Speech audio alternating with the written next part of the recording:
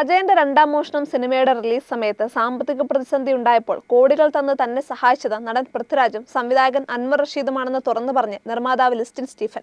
ARM സിനിമയുടെ വിജയാഘോഷവേളയിൽ സംസാരിക്കുകയായിരുന്നു ലിസ്റ്റിൻ. ഒരുപാട് പേരുടെ സഹായങ്ങൾ ഉണ്ടെങ്കിൽ മാത്രമേ ഈ ഇൻഡസ്ട്രിയിൽ തങ്ങളെപ്പോലുള്ളവർക്ക് മുൻപോട്ട് വരാൻ സാധിക്കൂവെന്നും ഒരു ലിസ്റ്റിൻ സ്റ്റീഫൻ ഇന്നിവിടെ നിൽക്കണമെങ്കിൽ തന്റെ പിന്നിൽ ഒരുപാട് പേരുടെ അധ്വാനം ഉണ്ടാകുമെന്നും ലിസ്റ്റിൻ പറഞ്ഞു.